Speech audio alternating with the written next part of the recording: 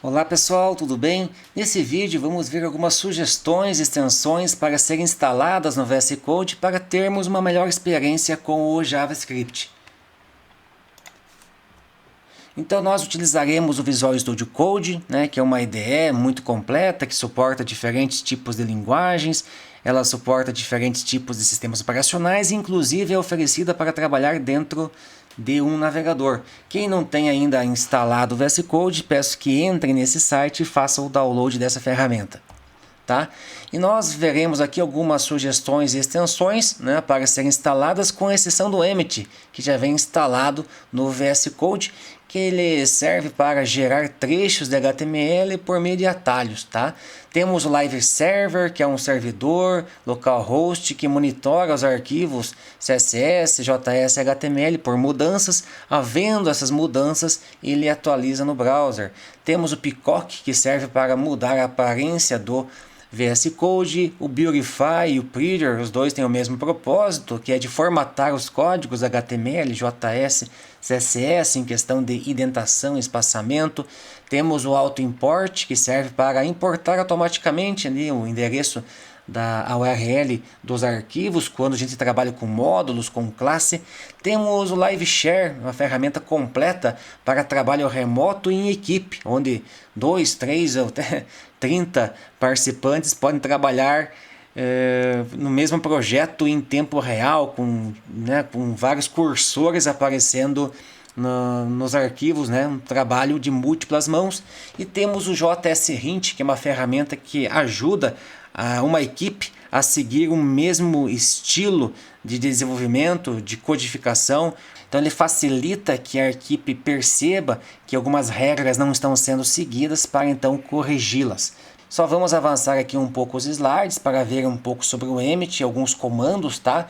Então para você gerar um esqueleto do HTML, basta colocar exclamação e tab ou exclamação e enter.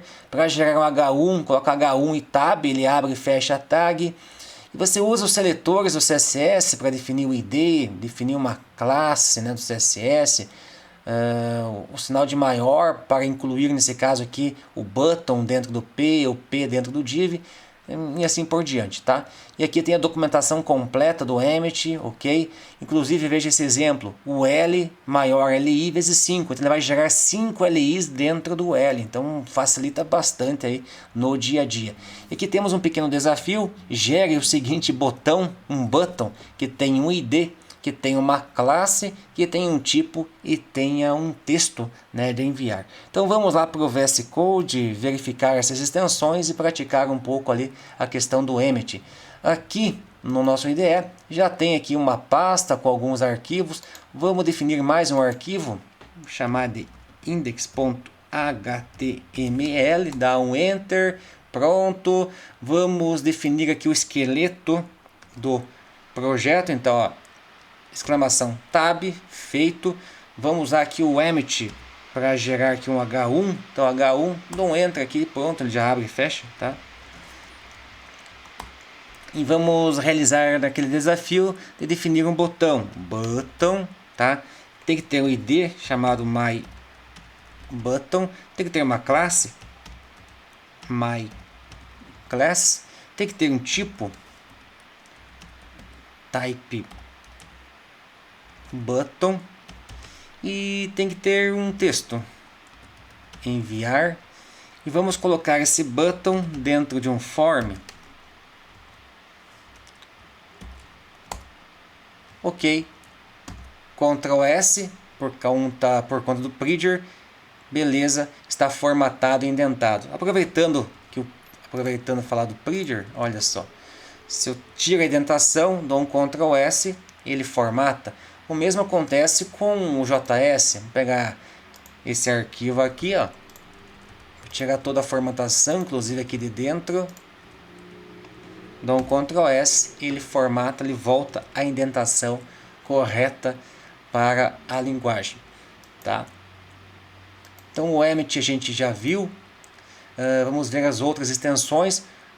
A questão do Prettier é importante também, e já está relacionado o Prettier com o JS Hint, para a gente utilizar esse guia de estilo da linguagem, JS, a gente faz uso desse arquivo aqui com a extensão JSLint-RC. Lógico, tem o ESLint, tem o JSLint que a gente está usando aqui, porque não depende do Node. Se a gente utilizasse o ESLint, que é até mais popular do que o JSLint, ele já exige o Node. E este arquivo anônimo foi pego do repositório do Airbnb. Então a equipe do Airbnb segue essas regras, segue essas práticas.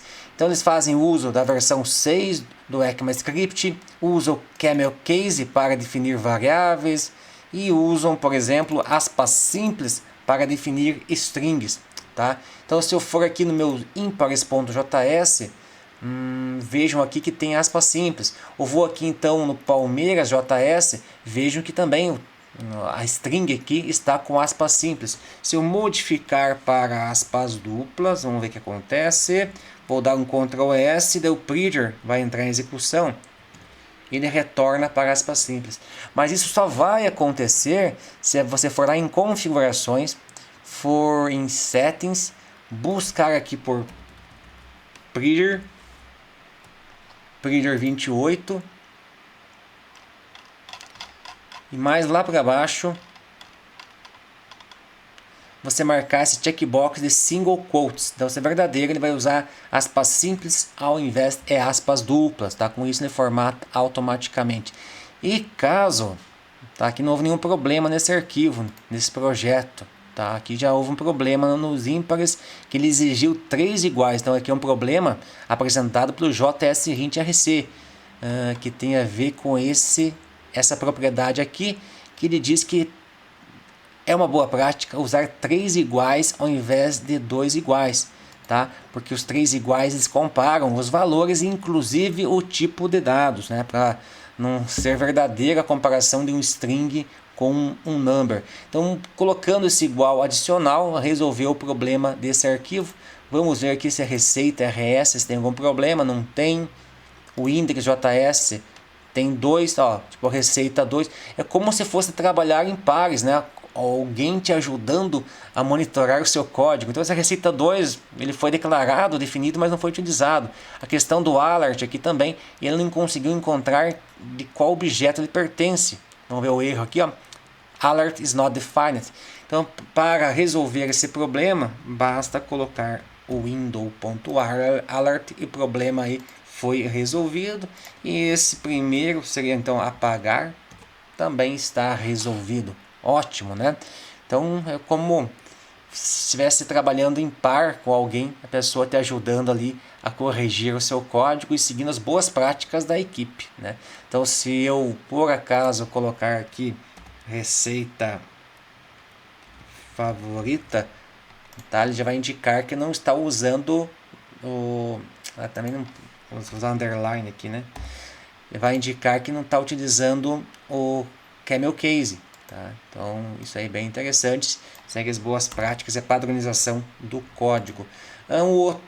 Uma outra extensão é o Peacock. Tá? Você vai aqui em View, Command Palette, digita Peacock ali, tem essa opção Change to a Favorite Color e aparece algumas cores aqui de Angular, do C Sharp, do Java. Tá? Vamos deixar o amarelo aí como está.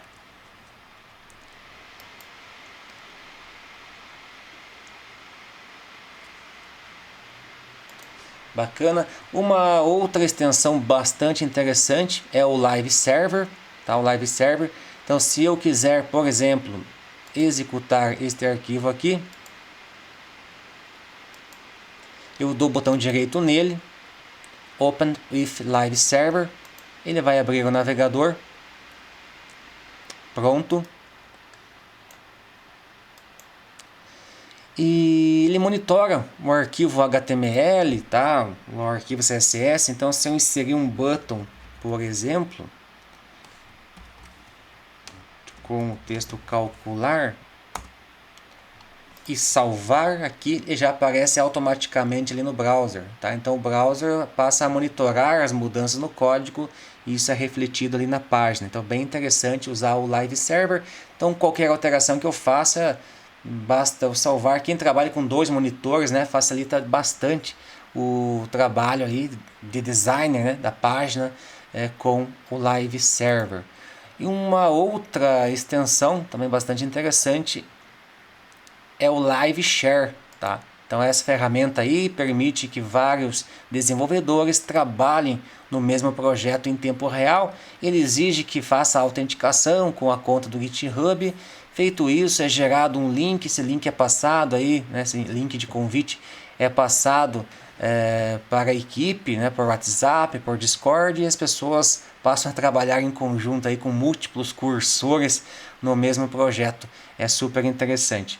Então, só voltando lá para os slides, ver se não ficou pendente nenhuma extensão.